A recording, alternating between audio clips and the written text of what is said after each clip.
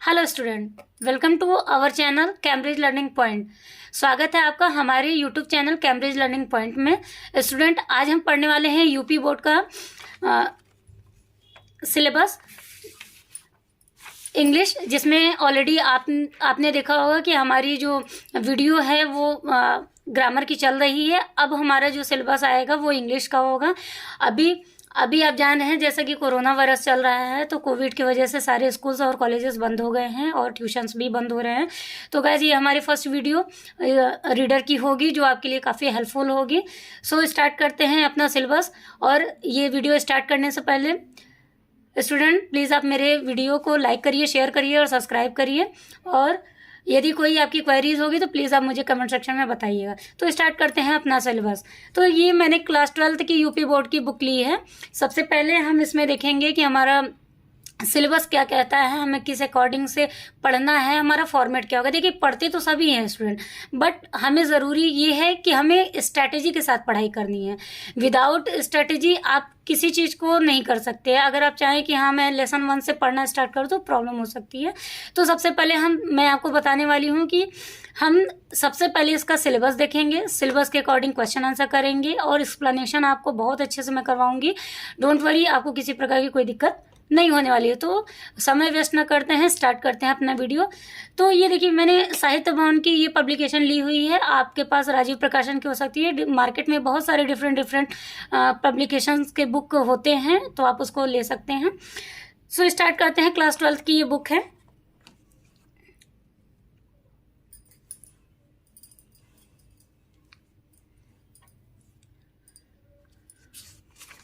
जैसा कि आप देख रहे हैं, ये टेक्स्ट बुक है क्लास 12th की। स्टार्ट करते हैं अपना कंटेंट्स देखते हैं। पहला हमें प्रोज पढ़ना होता है, फिर मैं आपको बता दूं शॉर्ट स्टोरी पढ़नी होती है और पोएट्री। स्टूडेंट, ये हमारे नए व्यूवर्स के लिए भी है जो अभी क्लास 12th में 11 से पास आउट होकर क्लास 12th में गए हैं, उनके लिए ये बहुत ही हेल्पफुल वीडियो होगी हमारी। और मैं आपको बता दूं, क्लास 10th की भी हमारी नई सीरीज आ रही है जो लेसन 1 से ही एकदम बेसिक से चलेंगे। किसी प्रकार की कोई दिक्कत आपको नहीं होने वाली है। तो स्टूडेंट, स्टार्ट करते हैं अपना सिलेबस। सबसे पहले देखते हैं हमें पढ़ना क्या क्या है। पहला देखिए, हमें पढ़ना है a girl with a basket. ये बहुत अच्छी इंटरेस्टिंग स्टोरी है। मैं जब आपको इसका एक्सप्लेन करूंगी तो आप विश्वास मानिए गाइस, आपको बहुत ही अच्छा लगेगा स्टोरी पढ़ के। Second, a fellow traveller. ये भी स्टोरी बहुत अच्छी है। इसमें मॉस्किटो की बात की गई है। देखिए, मैं अपने आप को रोक नहीं पा रही हूँ उसकी स्टोरी बताने से। सो स्टार्ट करेंगे हम। जैसे ही हमारा लेसन 1 कंप्लीट होगा, हम जस्ट लेसन 2 हम पढ़ेंगे। Lesson 3, the secret of health, success and power. ये भी हमें पढ़ना है। The home coming and John's heart, women's education. ये बहुत अच्छा लेसन है स्टूडेंट। मैं आपको बताऊं कि इस पे वीमेन की बात की गई है, वीमेन पावर की, तो उस पे भी हम बात करेंगे। Now the heritage of India, ये भी हमारी कंट्री से रिलेटेड बात है, तो हम ये भी बहुत अच्छे से पढ़ने वाले हैं। सो शॉर्ट स्टोरी की बात कर लेते हैं। तो सबसे पहला है the gold watch, second and astrologers day. जैसा कि मैं पहले लेसन में थोड़ा सा आपको व्यू दे दूं क्या है। ये गोल्ड की बात की गई है, गोल्ड चैन की बात की गई है। एक वॉच है जो चैन जैसी है, इसलिए इसका नाम रखा गया है the gold watch. Second, and astrologers day, ये भी हमें पढ़ना है। द लॉस्ट चाइल्ड, लॉस्ट मतलब जैसा आप जानते हैं कि खोया हुआ बच्चा, तो इसके बारे में भी हम पढ़ेंगे। सो स्टूडेंट, पोएट्री का सेक्शन देख लेते हैं। इसमें हमने पढ़ना है character of a happy life, the true beauty, on his blindness, a lament, the passing of Arthur, my heaven, the song of the free. ये हमारे लेसन हो जाते हैं जो कि हमें स्टडी करनी है क्लास 12th में। सो स्टूडेंट, आप बिल्कुल किसी प्रकार का फियर या हेजिटेट होने की ज़रूरत नहीं है। मैं आपको बताऊं, मैं एकदम बेसिक से आपको बताऊंगी। विश्वास मानिए गाइज, आपको ये वीडियो देखते ही आप समझ लें कि इंग्लिश मतलब आपको एकदम इजी लैंग्वेज लगेगी। आपको कहीं से भी कोई दिक्कत नहीं होने वाली है। तो स्टार्ट करते हैं अपना पहला लेसन। स्टूडेंट, प्रोज का ये सेक्शन है, आप देख रहे हैं। Lesson 1, a girl with a basket. A girl with a basket मतलब एक लड़की के साथ एक टोकरी, ऐसा हम इसको प्रोनाउंसिएट कर सकते हैं, ऐसे हम इसको पढ़ सकते हैं। जिसके राइटर हैं विलियम सी डगलस। क्या है बच्चों? विलियम सी डगलस, ये आपके राइटर हैं। तो देखिए, किसी भी लेसन को पढ़ने से पहले मैं एक छोटी सी ट्रिक आपको बताना चाहती हूँ कि अगर कोई भी लेसन आप पढ़ रहे हैं तो सबसे पहले लेसन का नाम आपको बहुत अच्छे से मालूम होना चाहिए और राइटर का, क्योंकि एग्जाम के पॉइंट ऑफ व्यू से ये बहुत ही ज़रूरी हो जाता है, वेरी इंपॉर्टेंट हो जाता है। सबसे पहले आपका पहला क्वेश्चन जो बनेगा वो यही आपसे पूछेगा कि लेसन का नाम क्या है और who is the writer of this lesson, मतलब कि उस लेसन का राइटर कौन है। तो ये दोनों चीज़ें आपके लिए बहुत ज़्यादा इंपॉर्टेंट हो जाती हैं। उसके बाद स्टोरी समझना बहुत ही ज़रूरी है। अगर आपको स्टोरी नहीं समझ में आएगी तो आप जब उसका क्वेश्चन आंसर करेंगे तो आपको बहुत सारे प्रॉब्लम फेस करने होंगे। तो ये प्रॉब्लम ना आए इसके लिए हमें सबसे पहले स्टोरी समझनी होगी। अब स्टूडेंट आप समझेंगे कि स्टोरी हम कैसे समझेंगे, इतना बड़ा स्टोरी है उसका क्या रिलेशन है उससे। देखिए जितने भी क्वेश्चन आंसर हमारे बनते हैं वो सारे आपके जो स्टोरी है उसी से बनती है। अगर कैरेक्टर की बात करें तो कैरेक्टर में कौन होगा, जिसके बारे में स्टोरी लिखी गई है, स्टोरी जिसके बारे में लिखी गई है उसी के बारे में बात होगी। तो और स्टूडेंट मैं आपको बता रही हूँ कि इसकी जो एक्सप्लेनेशन है मैं आपको एकदम इजी लैंग्वेज में हिंदी बताऊँगी। पहले सबसे पहले मैं आपको इसकी इंग्लिश रीड आउट करूँगी, उसके बाद उसका एक्सप्लेनेशन बताऊँगी कि कैसे है। बीच बीच में हम वर्ड मीनिंग्स को भी देखेंगे कि हार्ड वर्ड अगर होगा तो आप फियर हो जाता है आपको कि इसकी मीनिंग मुझे नहीं मालूम है। तो मैं आपको एक इस तरीके के पेज पे मैं आपको वर्ड मीनिंग राइट करवाऊंगी। आप प्लीज़ मेरे साथ ही राइट करते चलिएगा, जिसके बाद आपको कोई दिक्कत नहीं आएगी। क्योंकि सबसे पहले तो देखिए हमें वर्ड मीनिंग हमारा स्ट्रॉन्ग है। अगर आपका वोकैबुलरी आपका स्ट्रॉन्ग नहीं है तो कहीं ना कहीं दिक्कत वो आती है। तो स्टार्ट हम करेंगे अपना फर्स्ट लेसन। और स्टूडेंट प्लीज़ मैं आपसे रिक्वेस्ट करना चाहूँगी, अगर आपको मेरी वीडियो अच्छी लग रही है तो प्लीज़ इस वीडियो को लाइक करिए, शेयर करिए और सब्सक्राइब करिए। और देखिए बहुत सारे ऐसे बच्चे हैं जिनको ज़रूरत होती है एक अच्छे टीचर की, एक अच्छे एजुकेटर की। तो प्लीज़ स्टूडेंट आप इसको शेयर करिए और ज़्यादा से ज़्यादा लोगों की हेल्प करिए। सो स्टार्ट करते हैं पहला lesson, a girl with a basket. जैसा कि पहले ही मैंने आपको बता दिया, एक लड़की के साथ एक टोकरी। इसके राइटर हो जाते हैं विलियम सी डगलस। अब इसके बारे में हम पढ़ेंगे अबाउट द लेसन। देखिए ये मेरा इंट्रोडक्शन मैं इसको रखने वाली थी, बट इसमें हम 1-2 पैराग्राफ पढ़ेंगे जिसका मैं एक्सप्लेनेशन आपको कर दूंगी। इसके नेक्स्ट वीडियो में आपको जो बाकी का पार्ट हमारा रह जाएगा, सेकंड पार्ट, उसमें हम पूरे लेसन को कंप्लीट करेंगे। उसके बाद हम क्वेश्चन आंसर को राइट करेंगे। सो स्टूडेंट आइए चलिए देखते हैं एक्सप्लेनेशन में कि क्या क्या स्टोरी हमसे क्या बताना चाह रहा है या इसमें कौन कौन से कैरेक्टर हैं। सो स्टूडेंट सबसे पहले बात कर लेते हैं स्टोरी के बारे में। तो मैं आपको बताना चाह रही हूँ कि इसमें देखिए 2 कैरेक्टर मेन हैं। कौन कौन से 2 कैरेक्टर मेन हैं? पहले तो पंडित जवाहरलाल नेहरू और दूसरा विलियम सी डगलस। देखिए इसमें राइटर जो हैं वो बता रहे हैं पंडित जवाहरलाल नेहरू से, वो बता रहे हैं कि हमारी कंट्री, जैसा कि सभी जानते हैं कि इंडियंस जितने भी हैं बहुत ही मतलब ग्रेजियस होते हैं, बहुत ज़्यादा एफिशिएंट होते हैं। उनके अंदर मतलब एक एफिशिएंसी होती है किसी भी चीज़ को सोचने समझने की। और आप जैसा कि पहले भी ये चीज़ सुने होंगे कि ब्रिटिश रूल जो हमारे कंट्री में था वो किस तरीके से था। जो न्यूज़ होती थी बहुत ज़्यादा फेक मतलब बताई जाती थी लोगों को। तो ये सब सारी बातें जो हैं वो विलियम सी डगलस के सामने आई हैं। उन्होंने इस चीज़ को समझा है और जाना है। तो इसके बाद ये सब सारी चीज़ें सुनने के बाद वो आते हैं इंडिया में आने के बाद वो पंडित जवाहरलाल नेहरू से ये सब सारी चीज़ों का डिस्कशन कर रहे हैं कि इंडियंस कैसे हैं कैसे नहीं हैं। इस पे उन्होंने ये girl with a basket story लिखी है और एक एक चीज़ों को उन्होंने एक्सप्लेन किया है पंडित जवाहरलाल नेहरू से। देखिए पहले बात करें एक गर्ल की ही बात क्यों की है इन्होंने। एक गर्ल की बात इसलिए की है क्योंकि इस स्टोरी में एक 9 साल की लड़की है जो कि बहुत ही गरीब होती है, भूखमरी से काफ़ी परेशान रहती है। और ये मैं बात करूँ तो पार्टीशन की बात है, इंडिया और पाकिस्तान की।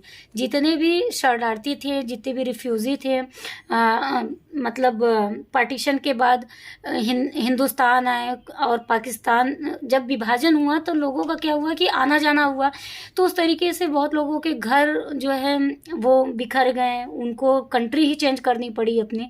तो इस तरीके से बहुत सारी मुश्किलें आती हैं लोगों के सामने, तो वो सब सारी चीज़ें एक्सप्लेन कर रहे हैं विलियम सी डगलस अपने स्टोरी में। सो स्टूडेंट, इसके बारे में हम और बहुत सारी चीज़ें जानेंगे, बट स्टोरी के साथ, क्योंकि मैं ऐसे अगर आपको बताऊंगी तो आपको चीज़ें समझ में नहीं आएंगी। अगर हम पैराग्राफ वाइज पढ़ेंगे तो आपको चीज़ें और अच्छे से समझ में आएंगी। तो सबसे पहले हम देखते हैं अबाउट द लेसन। देखिए,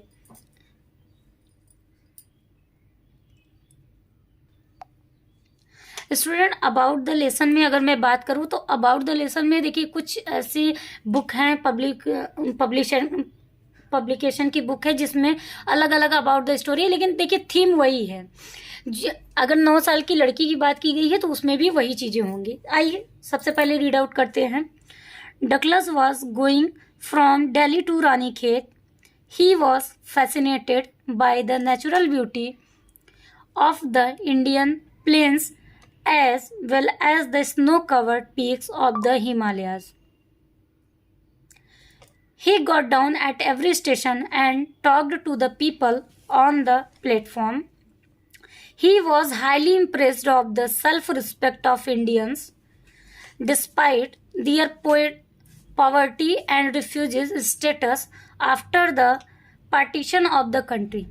Student, आप आई होप आपने कुछ समझा होगा, क्योंकि रिव्यू मैंने पहले ही आपको दे दिया था कि हम किसके बारे में पढ़ने वाले हैं। तो मैंने आपको बताया कि ये पार्टीशन की बात है, जब इंडिया और पाकिस्तान का पार्टीशन हो रहा था। तो देखिए सबसे पहले इसकी हिंदी अब देखते हैं। Douglas was going from Delhi to Ranikhet. Douglas यानी कि राइटर की बात की गई है कि डगलस जा रहे थे दिल्ली टू रानीखेत, दिल्ली से रानीखेत जा रहे थे। ही वॉज फैसिनेटेड। देखिए सबसे पहले अगर वर्ड मीनिंग की बात करूँ तो फैसिनेटेड मीन्स होता है मंत्रमुग्ध, मतलब कि एकदम शुद्ध मन से, उनके अंदर कोई ऐसी कोई भावना नहीं है। He was fascinated by the natural beauty of the Indian plains as well as the snow covered peaks of the Himalaya. जिसका मतलब हुआ कि वह एकदम मंत्रमुग्ध होके प्राकृतिक रूप से, या कि प्रकृति की जो ब्यूटी है, सुंदरता है, उसको फील करते हुए वो जाते हैं। कहाँ? उन्होंने रास्ते में वो सारी चीजें देखी। क्या? As well as snow covered peaks of the Himalayas, मतलब बर्फ से ढकी हुई जो हिमालय थी उसको उन्होंने वहां पे देखा। He got down at every station at talk to the people on the platform. उनका कहना है कि वो प्लेटफॉर्म पे हर एक व्यक्ति से बात किया करते थे। He was highly impressed of the self-respect of Indians despite their poverty and refugee status after the partition of the country. वो कह रहे हैं कि वो बहुत ही ज़्यादा प्रभावित होते हैं इंडियंस यानी भारतीय के आत्मसम्मान से। सेल्फ रिस्पेक्ट मीन्स होता है आत्मसम्मान। उनके आत्मसम्मान से बहुत ही ज़्यादा प्रभावित होते हैं। वो कहते हैं कि शरणार्थी चूंकि वहाँ के गरीब हैं, लेकिन फिर भी वो उनका जो हृदय है वो बहुत ही नेचुरल है, एक सुंदरता का भाव प्रकट करता है। The refugees children were selling their articles of the visitors. So student, मैं आपको कुछ वर्ड मीनिंग्स दिखा दे रही हूँ जो कि मैंने राइट किया है। सबसे पहले हम इसको देखते हैं, इसमें जो भी प्रॉब्लम्स आएगी मैं आपको राइट करके बताऊंगी। द रिफ्यूजी मीन्स होता है शरणार्थी।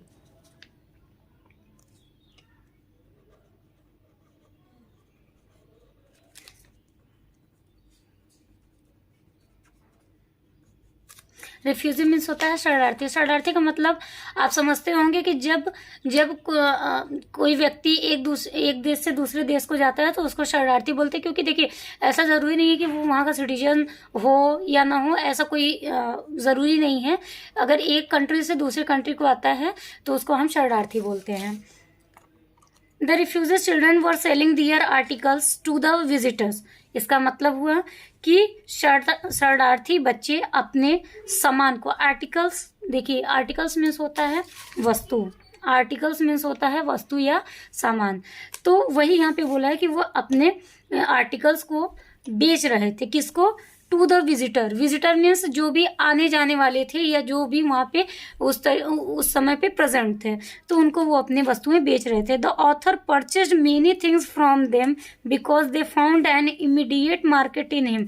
मतलब कि ऑथर ने वहाँ से बहुत सारे वस्तुओं को खरीदी जो कि बहुत उस समय वहाँ पे उपलब्ध थी।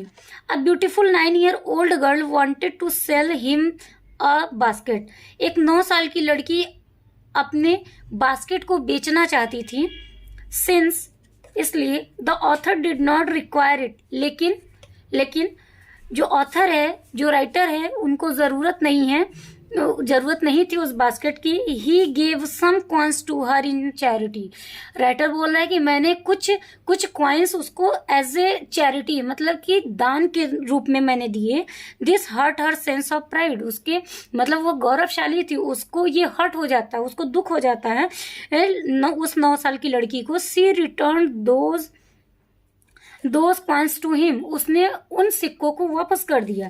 The author therefore had no choice except buying a basket from her. मतलब यहाँ पे विलियम सी डगलस कह रहे हैं कि मेरे पास कोई ऑप्शन ही नहीं था, मेरे पास कोई भी दूसरा ऑप्शन नहीं था कि मैं उस बास्केट को ना खरीदूं। That thought a smile on her face। वो बोल रहे हैं कि उस टोकरी को खरीदने की वजह से मेरे वजह से उसके फेस पे एक प्यारी सी स्माइल आ गई, एक मुस्कुराहट आ गई। The behaviour of the girl represented the feelings of Indians who showed her passion for self reliance.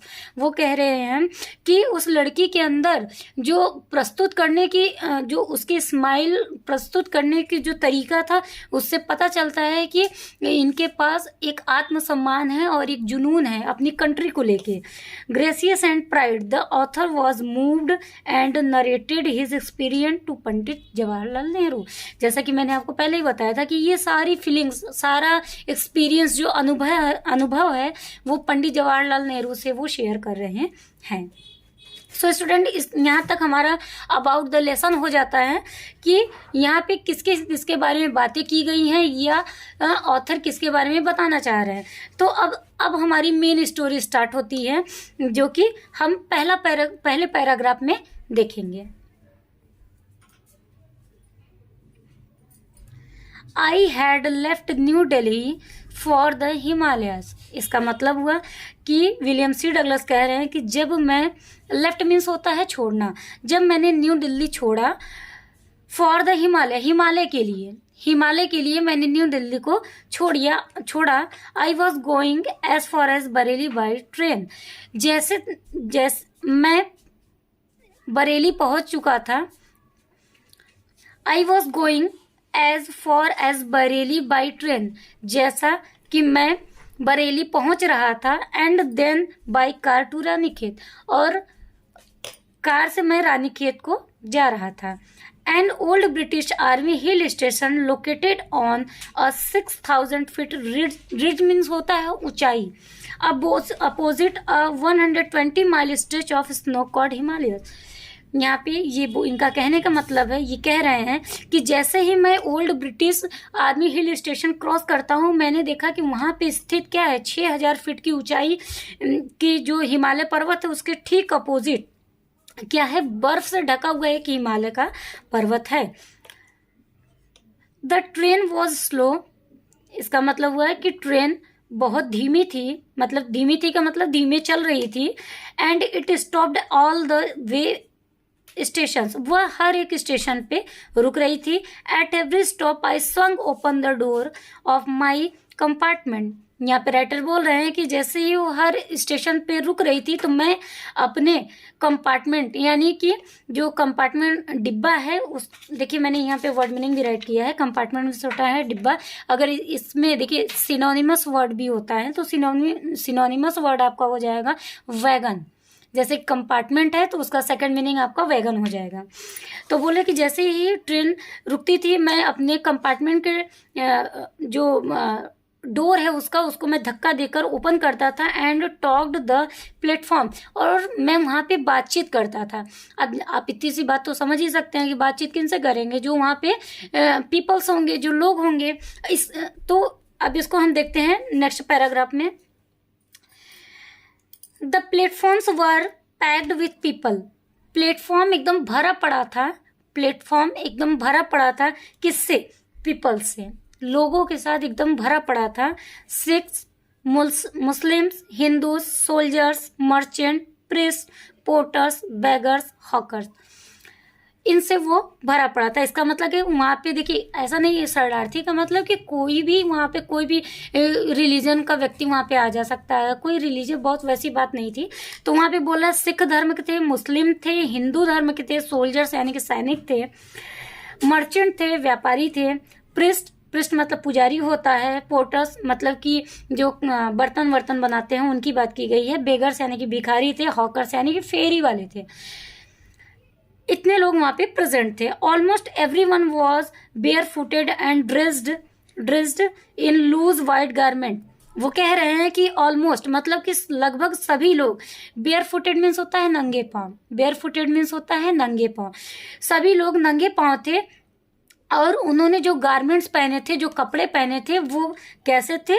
White, loose white garment, यानी कि सफेद ढीले ढाले कपड़े उन्होंने पहने हुए थे। स्टूडेंट, अगर आपको मेरी वीडियो पसंद आ रही है तो प्लीज़ वीडियो को लाइक करिएगा, शेयर करिएगा और सब्सक्राइब करिएगा।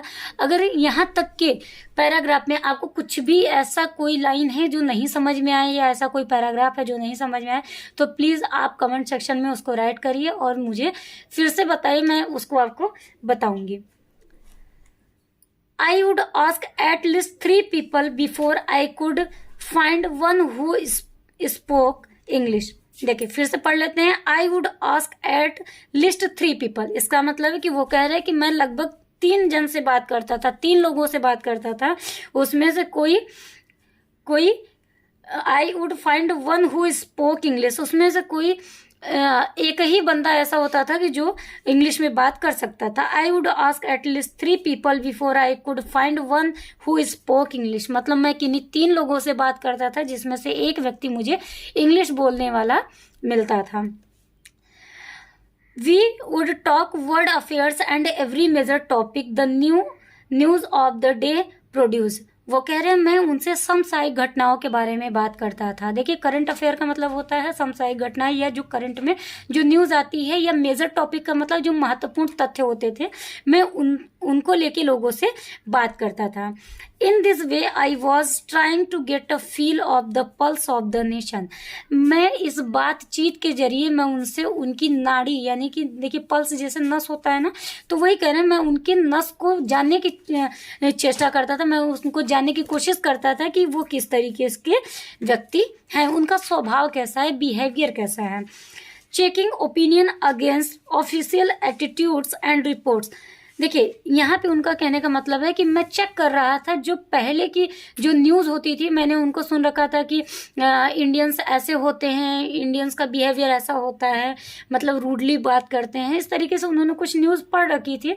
तो वो चेक कर रहे हैं, मतलब इंडियंस को उनसे बात करने जब उनसे बात कर रहे हैं तो उनको ये चीज़ें पता चल रही है कि यहाँ के पर्सन्स कैसे हैं, यहाँ के लोग कैसे हैं। Checking opinion against official attitudes and reports. Now next देखते हैं कि तीसरा पैराग्राफ हमसे क्या कहता है। सो स्टूडेंट देखते हैं हम अपना थर्ड पैराग्राफ। तो देखिए द रूट ले through one of the richest of Indian agricultures area. इसका मतलब हुआ कि यहाँ पे राइटर बोल रहे हैं कि द रूट ले through one of the richest of India agriculture area. वो कह रहे हैं कि जिस तरीके से मैं जानता हूँ कि भारतीय लोग जो होते हैं या जिस रूट से वो गुजर रहे थे, वहाँ पे जितने भी एरिया उनको दिख रही थी वो एग्रीकल्चर था, मतलब कृषि प्रधान था। वो उनको वहाँ पे ज़्यादा से ज़्यादा फार्मिंग जैसी चीज़ें दिख रही थी। This was the plain of the upper Ganga river. वो कह रहे हैं कि मैंने वहाँ पे रिवर को भी देखा जो कि क्या थी, समतली थी, उस तरीके का मैंने वहां पे गंगा देखा। 1000 feet above sea level but tropical, कह रहे हैं कि वो लगभग कितना 1000 यानी कि 1000 फीट का सी जैसा लग रहा था, समुद्र जैसा लग रहा था, बट क्या था, ट्रॉपिकल था। इसका मतलब उष्णकटिबंधीय था। और ट्रॉपिकल मीन्स होता है उष्णकटिबंधीय, जहाँ की जलवायु नॉर्मल होती है, न बहुत ज़्यादा ठंड होती है, न बहुत ज़्यादा गर्म होती है, न बहुत ज़्यादा वर्षा होती है, नॉर्मल टेम्परेचर पे होता है। फिर बोल रहे हैं the Ganga was brown silt. देखिए जैसा कि हम भी जानते हैं कि हमारी उत्तर के साइड में जो मिट्टी पाई जाती है वो थोड़ी सी मतलब रेतीली टाइप की होती है, लेकिन उपज उसमें बहुत अच्छी होती है। तो ये बोल रहे हैं the Ganga was brown silt, मतलब वो थोड़ी रेतीली थी। ब्राउन सिल्ट का मतलब है रेतीला।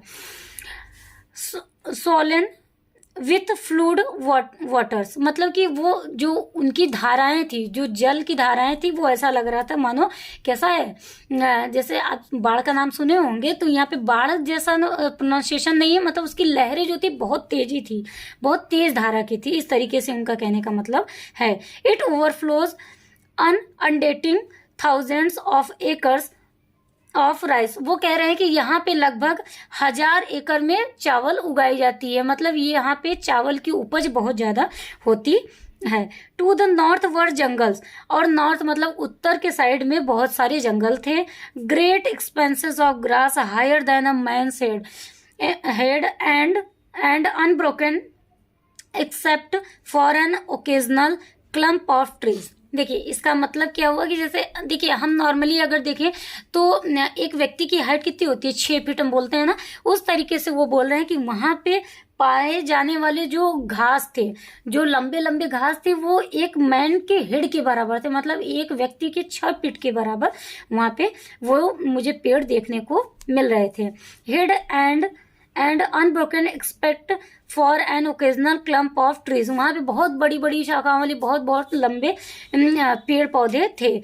द होम ऑफ टाइगर्स, वहां पे टाइगर्स थे, एलिफेंट हाथी थे, पैथन्स थे, एंड कोबराज, और कोबराज यानी कि अजगर भी थे।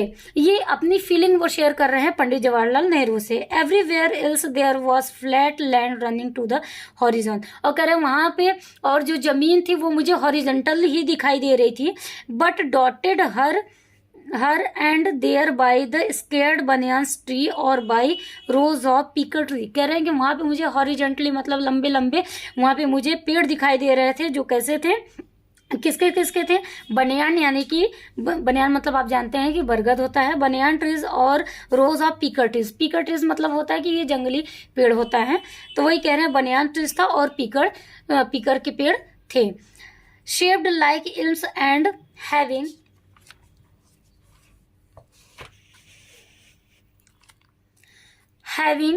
थिक ट्विस्टेड ट्रंक्स, इसका मतलब कि उसकी जो शाखाएं थी वो बहुत ही मोटी थी और मुड़ी हुई थी। देखिए ट्विस्ट मतलब होता है मोड़ना, किसी चीज को मोड़ना, तो ये बोल रहे हैं थिक ट्विस्टेड ट्रंक, उसकी जो शाखाएं थी वो मुड़ी हुई थी। Hot humid air was moving in from south west, कह रहे हैं कि वहां पे साउथ वेस्ट में जो हवाएं थी वो काफी आर्द्रतापूर्ण थी। ह्यूमिड मीन्स होता है नमी वाली गर्मी, जैसे होता है ना कि आप ठंडी में देखते हैं कि गर्मी में देखते हैं कि बारिश भी हो रही है और एकाएक धूप निकल जाती है, तो वो क्या होता है एकदम चिपचिपी सी गर्मी होती है, वही वो अपनी फीलिंग शेयर कर रहे हैं। Hot humid air was moving in from the south west monkeys, some of them mothers with babies clinging to them and riding underneath। कह रहे हैं कि वहां पे मैंने बहुत सारे बंदर को भी देखा जो कि क्या है, अपने उनकी जो मदर थी वो अपने बच्चे को क्लिंजिंग की हुई थी, मतलब चिपकाए हुई थी अपने स्टमक से। देम एंड राइडिंग अर्नेथ, मतलब वो अपने ऊपर क्या कर रहे हैं, उनको लेके सवारी कर रहे हैं, इस तरीके से इनका कहने का प्रोनाउंसिएशन है। Song of the trees at the station looking for food, और कह रहे हैं कि मैं जैसे ही song of the trees at the station looking for food. कह रहे हैं कि ये सब सारी चीजें मैं देख रहा हूँ, और जब मुझे फूड लेना होता था तो मैं स्टेशन पे उतरता था। The villages we passed had walls made of mud mixed with the water and cow dung। कह रहे हैं वहाँ पे जब मैं रानीखेत को जा रहा था बाई कार, तो मैंने वहाँ पे देखा कि जो घर बने हुए थे उनकी जो वॉल्स थे, वॉल्स मीन्स होता है दीवाल मिट्टी की बनी हुई थी, और उसके साथ क्या मिला हुआ था, काउ डग यानी कि गोबर से मिलके वो दीवार बनाई गई थी। The villages we passed had walls made of mud mixed with water and cow dung, their peaked roofs were thatched. कह रहे हैं कि उसकी छत किस तरीके की बनी हुई थी, bundle of grass tied to bamboos poles stretched across the rafters. कह रहे हैं कि बांस की और पूस की बंधी हुई बंडल से उसकी छत बनाई गई थी। रूफ मीन्स बच्चों आप जानते होंगे, रूफ मीन्स होता है छत।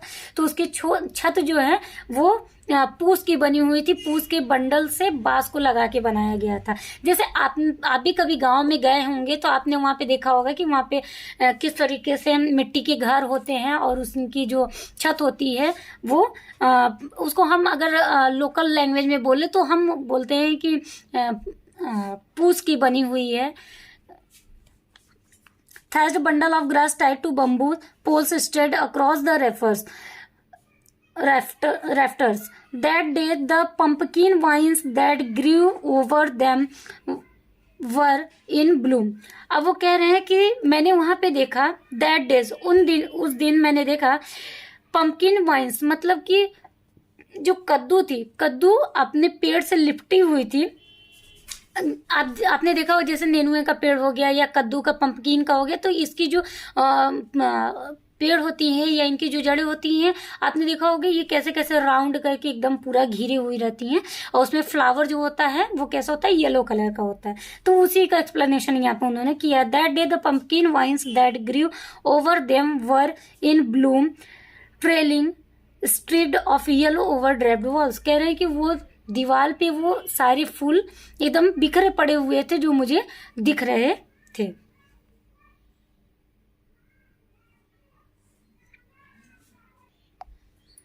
सो स्टूडेंट, आई होप आपको यहाँ तक की एक्सप्लेनेशन बहुत अच्छे से समझ में आई होगी। आप मुझे फ़ॉन्ट साइज बता दीजिएगा, अगर आपको ये शो हो रहा है तो बहुत अच्छी बात है, अगर नहीं शो होगा तो मैं आगे से वीडियो थोड़ा जूम करके बनाऊंगी।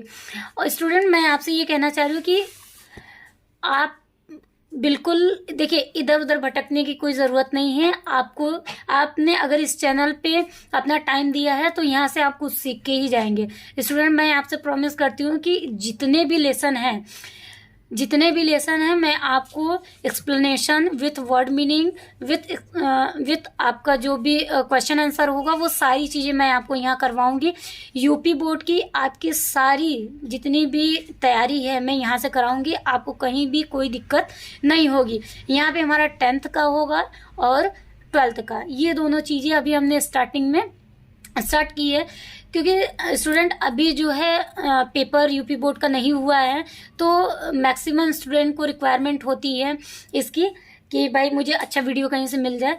तो इस तरीके से यहाँ पे हमारा ये 3rd पैराग्राफ, आपका 3rd या 4th जो भी आप कह लें, 3rd पैराग्राफ यहाँ पे आपका फिनिश होता है।